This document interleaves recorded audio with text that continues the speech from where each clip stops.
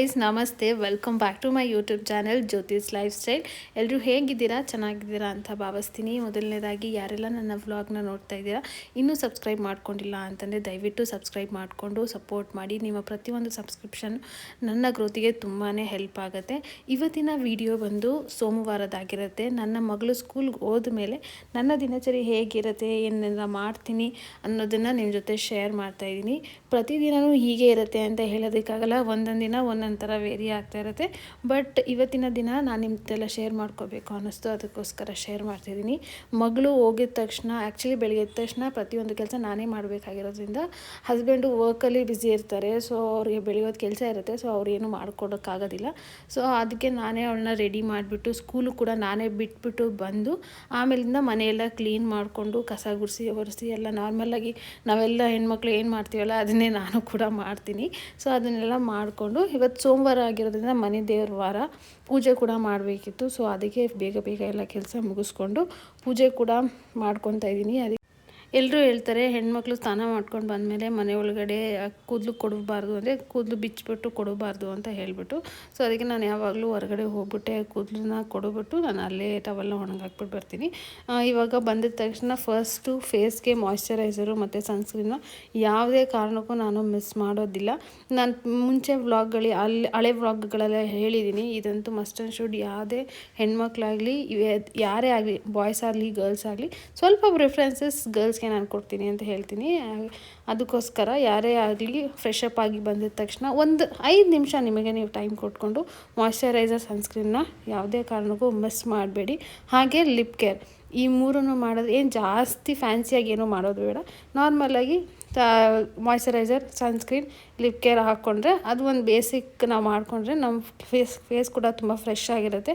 ದಿನ ಇಡೀನೂ ಕೂಡ ತುಂಬ ಚೆನ್ನಾಗಿರುತ್ತೆ. ಸೊ ನಾನು ಕೂಡ ಆಲ್ಮೋಸ್ಟ್ ಸ್ವಲ್ಪ ರೆಡಿಯಾಗಿ ಪೂಜೆ ಮಾಡೋಕ್ಕೆ ಅಂತ ರೆಡಿ ಆಗ್ತಾಯಿದ್ದೆ.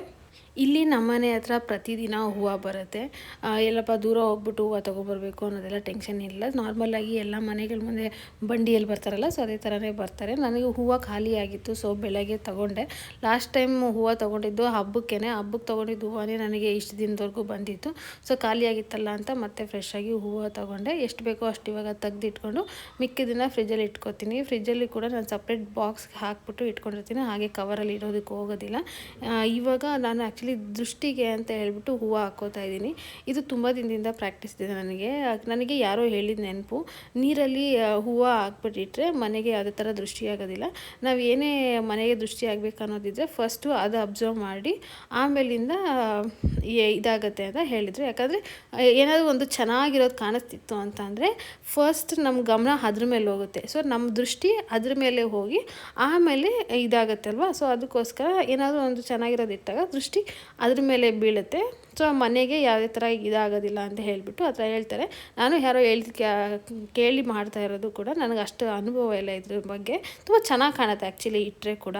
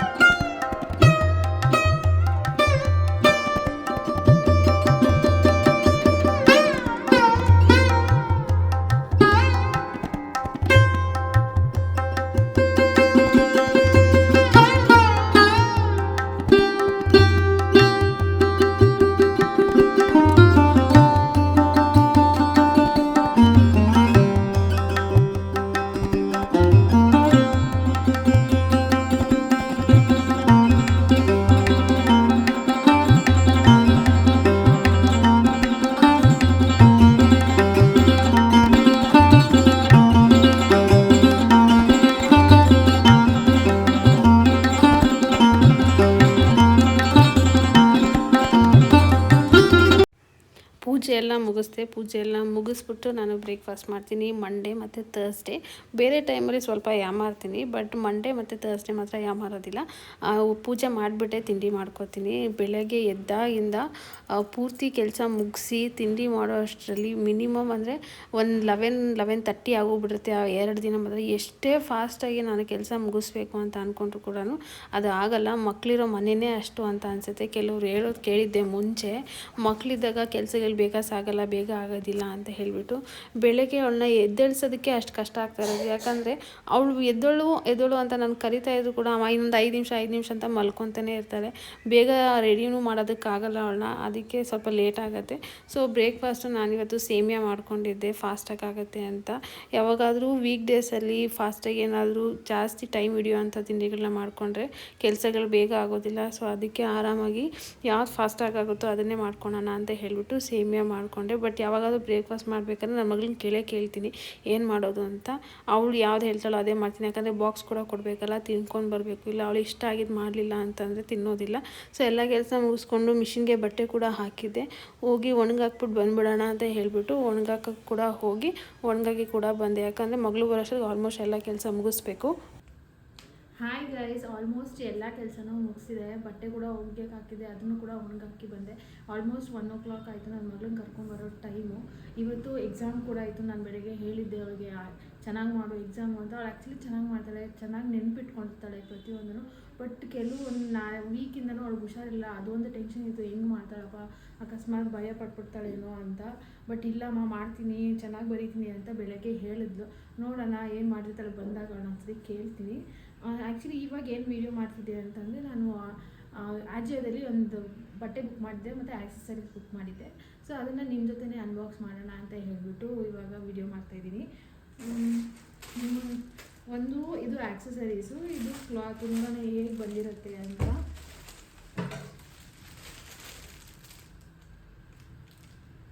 ಇದನ್ನು ಆ್ಯಕ್ಚುಲಿ ಬುಕ್ ಮಾಡಿ 1 ವೀಕ್ ಆಗಿತ್ತು. ಅದು ನಿನ್ನೆ ಬಂತು. ನಿನ್ನೆ ಸಂಡೇ ಸ್ವಲ್ಪ ಕೆಲಸ ಇರೋದ್ರಿಂದ ಮನೇಲಿ ಅನ್ಬಾಕ್ಸ್ ಮಾಡೋಕ್ಕಾಗಿರಲಿಲ್ಲ.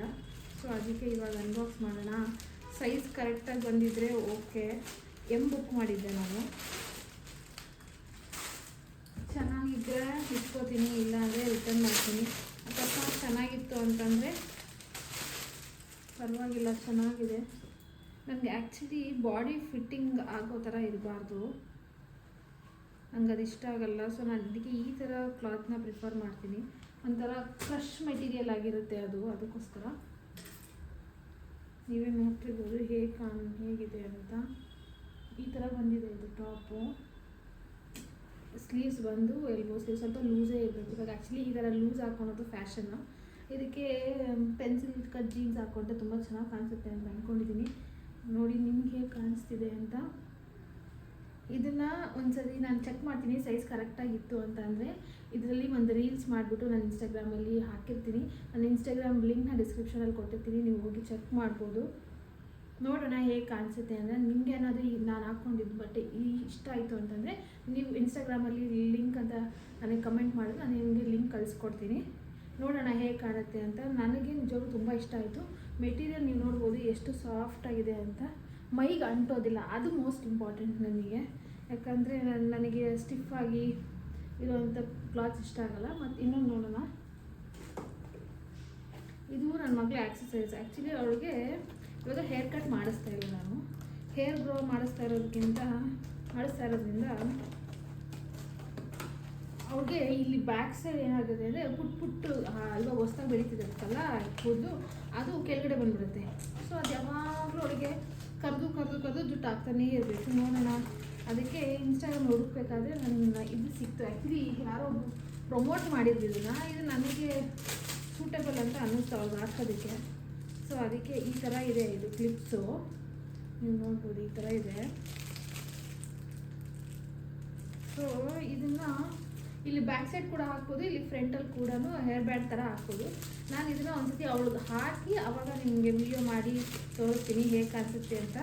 ತುಂಬ ಕ್ಯೂಟಾಗಿದೆ, ಸಣ್ಣ ಮಕ್ಳಿಗೆ ತುಂಬಾ ಇಷ್ಟ ಆಗುತ್ತೆ. ಯೂನಿಕಾರ್ನ್ ಥರದ್ದು ಮತ್ತು ಕಾರ್ಟೂನ್ಸ್ದು ಎಲ್ಲ ಕೊಟ್ಟಿದ್ದಾರೆ ಇದರಲ್ಲಿ. ಇದು ಪ್ರೈಸ್ ಬಂದು ಐ ಥಿಂಕ್ 180 ರೂಪೀಸ್ ಏನೋ ಆಗಿತ್ತು ನನಗೆ.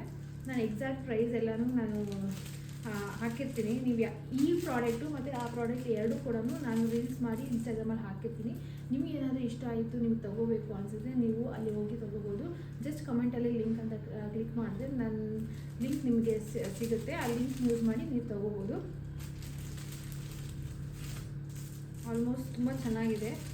ಇದರಲ್ಲಿ ಎಷ್ಟು ಪೀಸ್ ಬಂದಿದೆ ಅಂದರೆ 5 ಪೀಸಸ್ ಬಂದಿದೆ. ವರ್ತ್ ಅಂತ ನೆಸ್ತು ಡಿಫ್ರೆಂಟ್ ಆಗಿದೆ, ಯಾವುದು ಸೇಮ್ ಥರ ಇಲ್ಲ. ನೋಡೋಣ, ಅವಳಿಗೂ ಬಂದಮೇಲೆ ತೋರಿಸ್ತೀನಿ. ಅವಳಿಗಂತೂ ಈ ಥರದ ಆಕ್ಸಸರೀಸ್ ನೋಡಿದ್ರೆ ತುಂಬಾ ಖುಷಿ ಆಗುತ್ತೆ. ನಾನೇನಾದರೂ ಆರ್ಡ್ರ್ ಮಾಡ್ತಾಯಿದ್ದೆ, ಅಮ್ಮ ನನಗೂ ಮಾಡು ಅಂತ ಹೇಳ್ಬಿಟ್ಟು ಅಲ್ಲಿ ಕಾಣಿಸೋದು ತಕ್ಕ ಮಾಡಿಸ್ಕೊತಾಳೆ. ಬಟ್ ನಾನೆಲ್ಲ ಮಾಡೋದಕ್ಕೆ ಹೋಗಲ್ಲ. ಅವ್ಳಿಗೆ ಏನಾದರೂ ಯೂಸ್ ಆಗುತ್ತೆ ಅಂದರೆ ಮಾತ್ರ ನಾನು ಮಾಡೋಕ್ಕೆ ಹೋಗ್ತೀನಿ ಅಷ್ಟೇ. ನೋಡೋಣ, ಅವ್ಳು ಬಂದಾಗ ತೋರಿಸ್ತೀನಿ. ಅವಳ ರಿಯಾಕ್ಷನ್ ಹೇಗಿರುತ್ತೆ ಅಂತ ಕೂಡ ಕ್ಯಾಪ್ಚರ್ ಮಾಡಿ ಹಾಕಿರ್ತೀನಿ, ನೋಡಿ ಆಯಿತಾ. ಬನ್ನಿ, ಇವಾಗ ಆಲ್ಮೋಸ್ಟ್ ಟೈಮ್ ಆಗಿದೆ. 10 ನಿಮಿಷ ಇದ್ದಾಗೆ ಹೋಗಬೇಕು. ಏನಾದರೂ ಲೇಟಾಗಿ ಹೋದರೆ ಅಮ್ಮ ಯಾಕೆ ಲೇಟ್ ಅಂತ ಮತ್ತೆ ಇದು ಮಾಡ್ತಾರೆ. ಸೊ ಅದಕ್ಕೆ ಹೊರಡೋಣ.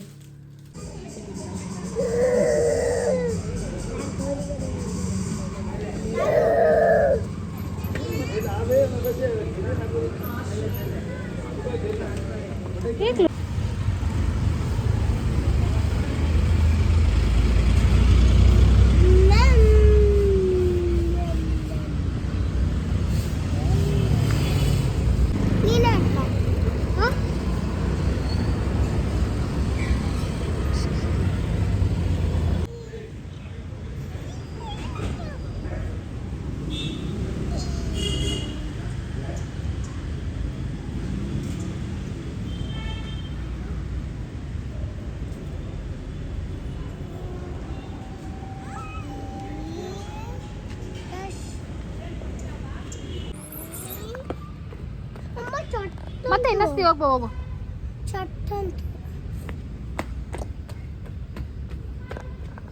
ಬೇಗ ಹತ್ತು ಬಾ.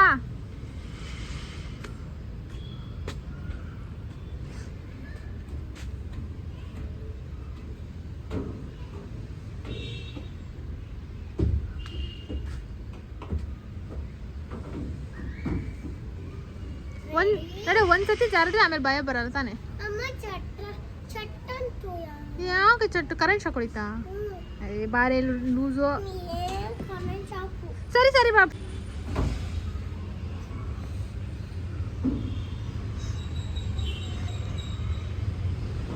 ಇವಾಗ ಈ ಕಡೆ ಬಾ, ಬರುತ್ತೆ.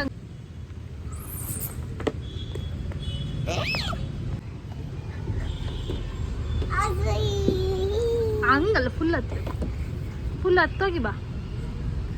ಇಲ್ಲ, ನಾನು ಬರಲ್ಲ, ಫುಲ್ ಹತ್ತೀನಿ. ವಿಡಿಯೋ ಮಾಡಿ. ಸರಿ, ಓಕೆ.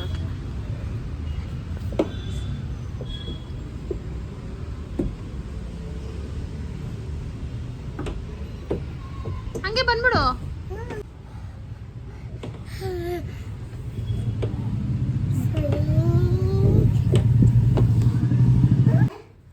ಕಣ್ಣು ಮುಚ್ಚಬೇಕು. ಕಣ್ಣು ಮುಚ್ಚು. ಸರ್ಪ್ರೈಸ್. ಓಪನ್ ಮಾಡಿ ನೋಡು. Cute hair bands.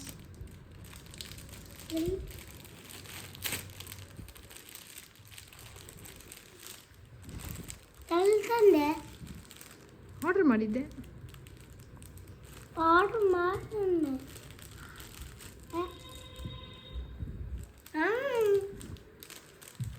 ಹ್ಯಾಪಿ. ಇದು ಯಾಕೆ ಮಾಡ್ತೀನಿ ಅಂತ ಓಪನ್ ಮಾಡು. ಸ್ಕೂಲಿಂದ ಕರ್ಕೊಂಡು ಕೂಡ ಬಂದೆ. ಬರ್ತಾ ಹಾಗೆ ಒಂದು ಎಳ್ನೀರು ಕುಡ್ಕೊಂಡ್ಬಂದೆ. ಬೆಂಗಳೂರಲ್ಲಂತೂ ತುಂಬಾ ಬಿಸಿಲಿದೆ. ಹೆಂಗಿರುತ್ತೆ ಬೆಂಗಳೂರು ವೆದರ್ ಅಂತಂದರೆ ಬೆಳಗ್ಗೆ ಪೂರ್ತಿ ಬಿಸಿಲಿರುತ್ತೆ, ಸಾಯಂಕಾಲ ಆದರೆ ಚೆನ್ನಾಗಿ ಮಳೆ ಬರುತ್ತೆ. ಬ್ಯಾಂಗ್ಳೂರು ವೆದರ್ನ ಪ್ರಿಡಿಕ್ಟ್ ಮಾಡೋಕ್ಕೆ ಆಗೋದಿಲ್ಲ. ಸೊ ಅದಕ್ಕೆ ಬಾಡಿ ಸ್ವಲ್ಪ ತಂಪಾಗಿರಲಿ ಅಂತ ಹೇಳಿಬಿಟ್ಟು ಅವಳಿಗೂ ಕೂಡ ಒಂದು ಎಳ್ನೀರು ಕುಡಿಸ್ಕೊಂಡು ನಾನು ಕೂಡ ಎಳ್ನೀರು ಕುಡ್ಕೊಂಡು ಬಂದ್ವಿ. ಹಾಗೆ ಬರ್ತಾ ನಾನು ಪಾರ್ಕಲ್ಲಿ ಆಟ ಆಡಬೇಕು ಅಂತ ಹೇಳಿದ್ಲು. ಸೊ ಅದಕ್ಕೆ ಸ್ವಲ್ಪ ಹೊತ್ತು ಆಟ ಆಡಿಸ್ಕೊಂಡು ಕರ್ಕೊಂಡು ಕೂಡ ಬಂದೆ. ಊರಿಂದ ಒಣಮೆಣ್ಸಿನ್ಕಾಯಿ ಕೊಟ್ಟು ಕಳಿಸಿದ್ರು. ನಾನು ಸಾಂಬಾರಿಗೆ ಜಾಸ್ತಿ ಒಣಮೆಣ್ಸಿನ್ಕಾಯಿ ಮೆಣಸಿನ್ಕಾಯಿ ಯೂಸ್ ಮಾಡಲ್ಲ. ಸೊ ಅದಕ್ಕೆ ಬಿಸಿಲಲ್ಲಿ ಒಣಗಿಸ್ಬಿಡೋಣ, ಒಗ್ಗರಣೆಗೆ ಏನಾದ್ರು ಯೂಸ್ ಆಗುತ್ತೆ ಅಂತ ಹೇಳಿಬಿಟ್ಟು ಬಿಸಿಲಿಗೆ ಇಟ್ಟಿದ್ದೆ. ಸಾಯಂಕಾಲ ಒಳಗಡೆ ಎತ್ತಿಟ್ಬಿಡ್ತೀನಿ. ಬೆಳಿಗ್ಗೆ ಹೊತ್ತು ಚೆನ್ನಾಗಿ ಬಿಸಿಲಿರುತ್ತಲ್ಲ, ಬಾಲ್ಕನಿಯಲ್ಲಿ ಇಟ್ಟರೆ ಸಾಕು. ಆಲ್ಮೋಸ್ಟ್ ಅದು ಅರ್ಧದಷ್ಟು ಆಲ್ರೆಡಿ ಒಣಗಿದೆ. ಇನ್ನೊಂದು ಸ್ವಲ್ಪ ಒಣಗಿದ್ರೆ ಬಾಕ್ಸಲ್ಲಿ ಹಾಕಿ ಎತ್ತಿಟ್ಕೋಬೋದು.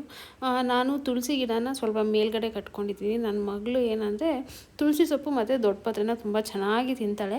ಯಾವುದೇ ತುಳಸಿ ಗಿಡ ಇದ್ದರೂ ಕೂಡ ಅದನ್ನು ಬೆಳೆಯೋದಕ್ಕೆ ಬಿಡಲ್ಲ, ಚಿಗುರಲ್ಲೇ ತಿಂದಾಕ್ಬಿಟ್ಟಿರ್ತಾಳೆ. ಸೊ ಅದಕ್ಕೋಸ್ಕರ ನಾನು ಮೇಲ್ಗಡೆ ಕಟ್ಟಿದ್ದೀನಿ.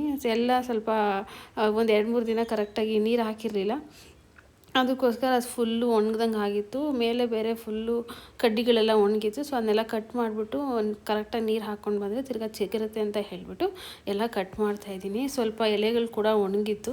ಸೊ ಅದನ್ನೆಲ್ಲನೂ ಕಿತ್ತು ಹಾಕ್ಬಿಟ್ರೆ ಸ್ವಲ್ಪ ಫ್ರೆಶ್ ಆಗಿರುತ್ತೆ.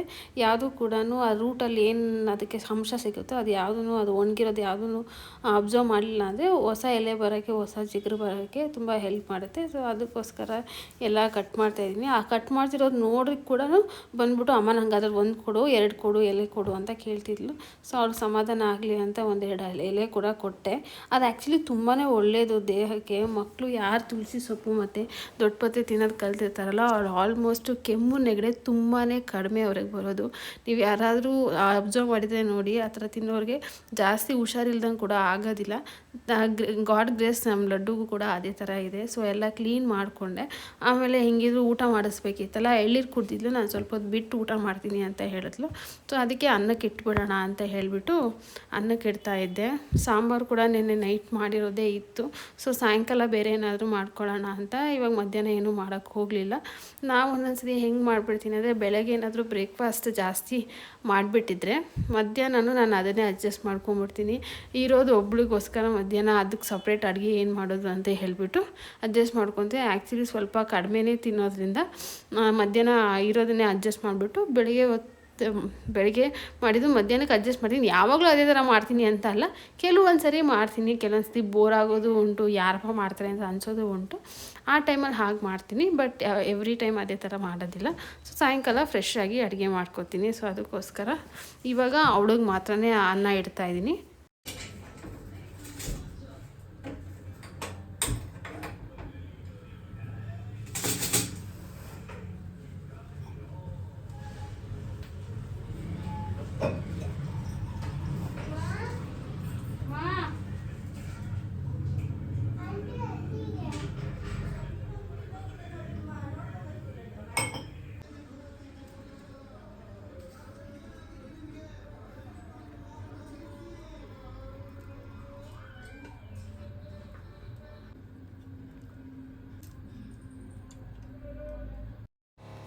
ಸ್ಕೂಲಿಂದ ಬಂದಮೇಲೆ ಒಂದು ಸ್ವಲ್ಪ ಹೊತ್ತು ಆಟ ಆಡೋಕ್ಕೆ ಬಿಟ್ಬಿಟ್ಟು ಆಮೇಲೆ ಹೊಟ್ಟೆ ತುಂಬ ಊಟ ಮಾಡಿಸ್ಬಿಟ್ರೆ 1-2-3 hours ಮಲ್ಕೊಂಡ್ಬಿಡ್ತಾಳೆ. ಒಂದು 4-4:30 ಒಂದೊಂದ್ಸತಿ 5 o'clockವರೆಗೂ ಮಲ್ಕೋತಾಳೆ.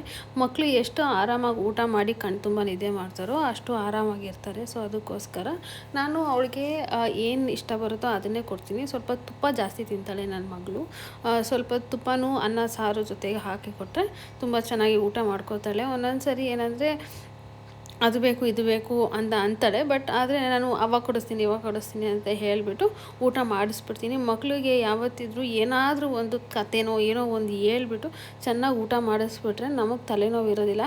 ಅವರು ಸ್ವಲ್ಪ ತಿಂದ್ಬಿಟ್ಟು ನಂಗೆ ಸಾಕು ಅಂದಾಗ ನಾವೇನಾದರೂ ಆಯಿತು ಬಿಡು ಸಾಕು ಅಂದ್ಲು ಅಂತ ಸುಮ್ಮನೆ ಆಗಿಬಿಟ್ರೆ ಅದು ಅರ್ಧ ಹೊಟ್ಟೆ ಆಗಿಬಿಡುತ್ತೆ. ಸ್ವಲ್ಪ ಅವರಿಗೆ ಏನಾದರೂ ಒಂದು ಮ್ಯಾನಿಪುಲೇಟ್ ಮಾಡಿ ಅದು ಕೊಡಿಸ್ತೀನಿ ಇದು ಕೊಡಿಸ್ತೀನಿ ಊಟ ಮಾಡು ಅಂತ ಹೇಳಿಬಿಟ್ಟು ಹೊಟ್ಟೆ ತುಂಬ ಊಟ ಮಾಡಿಸ್ಬಿಟ್ರೆ ಯಾವುದೇ ಥರ ಟೆನ್ಷನ್ ಇರೋದಿಲ್ಲ. ಸೊ ಆರಾಮಾಗಿ ಅವರು ಕೂಡ ಊಟ ಮಾಡ್ತಾರೆ. ಯಾವುದೇ ಕಾರಣಕ್ಕೂ ಮಕ್ಕಳಿಗೆ ಅರ್ಧ ಹೊಟ್ಟೆ ಮಾಡೋಕ್ಕೆ ಹೋಗಬೇಡಿ. ಇಲ್ಲ ನಮ್ಮ ಕೆಲಸದ ಬ್ಯುಸಿನೋ ಇಲ್ಲ ಅವರೇ ಹಠ ಮಾಡ್ತಾರೋ ಏನೋ ಗೊತ್ತಿಲ್ಲ. ಬಟ್ ಆ ಟೈಮಿಗೆ ಅವ್ರಿಗೆ ಎಷ್ಟು ಹೊಟ್ಟೆ ತುಂಬ ಊಟ ಮಾಡಿಸೋದಕ್ಕಾಗುತ್ತೋ ಅಷ್ಟು ಹೊಟ್ಟೆ ತುಂಬ ಊಟ ಮಾಡಿಸಿ. ಇವಾಗ ನಾವು ಎಷ್ಟು ಚೆನ್ನಾಗಿ ಅವ್ರಿಗೆ ಊಟ ಮಾಡಿಸ್ತೀವೋ ಅವರು ದೊಡ್ಡವ್ರು ಆಗ್ತಾ ಕೂಡ ತುಂಬ ಚೆನ್ನಾಗಿ ಊಟ ಮಾಡೋದನ್ನು ಕಲಿತಾರೆ. ಅದಕ್ಕೋಸ್ಕರ numbers that do not match the numbers 21. Cross the numbers that do not match the numbers 21. 20 match ಆಗಲ್ಲ ತಾನೆ, cross. 19 cross. 20 ಸಾಕು ಅಷ್ಟೇ. ಇದನ್ನ ಆಮೇಲೆ ಬರೆಯಂತೆ ಅರ್ಥದ್ದು ನಾನು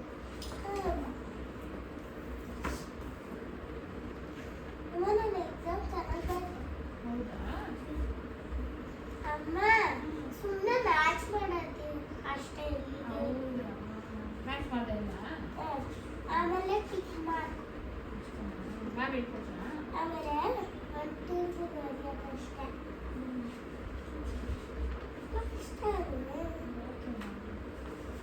ನೋಡೋದ್ರಲ್ಲ ಹೀಗಿರುತ್ತೆ ನನ್ನ ದಿನಚರಿ. ನನ್ನ ಮಗಳು ಸ್ಕೂಲ್ಗೆ ಹೋದ್ಮೇಲೆ ನಿಮಗೆ ಇವತ್ತಿನ ವ್ಲಾಗ್ ಇಷ್ಟ ಆಗಿದೆ ಅಂತ ಭಾವಿಸ್ತೀನಿ. ಇಷ್ಟ ಆಗಿದೆ ದಯವಿಟ್ಟು ಲೈಕ್ ಮಾಡಿ, ಶೇರ್ ಮಾಡಿ, ಕಮೆಂಟ್ ಮಾಡಿ. ಯಾರೆಲ್ಲ ಚಾನಲ್ ಸಬ್ಸ್ಕ್ರೈಬ್ ಮಾಡ್ಕೊಂಡಿಲ್ಲ ದಯವಿಟ್ಟು ಸಬ್ಸ್ಕ್ರೈಬ್ ಮಾಡ್ಕೊಳ್ಳಿ. ಪ್ರತಿಯೊಂದು ಸಬ್ಸ್ಕ್ರಿಪ್ಷನ್ ನಾನು ಮುಂಚೆನೇ ಹೇಳ್ದಂಗೆ ತುಂಬಾ ಇಂಪಾರ್ಟೆಂಟ್ ಆಗುತ್ತೆ. ಯಾರೆಲ್ಲ ನನಗೆ ಸಪೋರ್ಟ್ ಮಾಡ್ತಾಯಿದ್ದೀರೋ ಧನ್ಯವಾದಗಳು. ಹೀಗೆ ನನ್ನನ್ನು ಕಂಟಿನ್ಯೂಸ್ ಆಗಿ ಸಪೋರ್ಟ್ ಮಾಡಿ ಅಂತ ಕೇಳ್ಕೊತೀನಿ. ನಿಮ್ಮ ದಿನ ಶುಭವಾಗಲಿ. ಸಿಗ್ತೀನಿ ಮುಂದಿನ ವ್ಲಾಗಲ್ಲಿ. ಅಂಟಿಲ್ ದೆನ್ ಟೇಕ್ ಕೇರ್, ಬಾಯ್.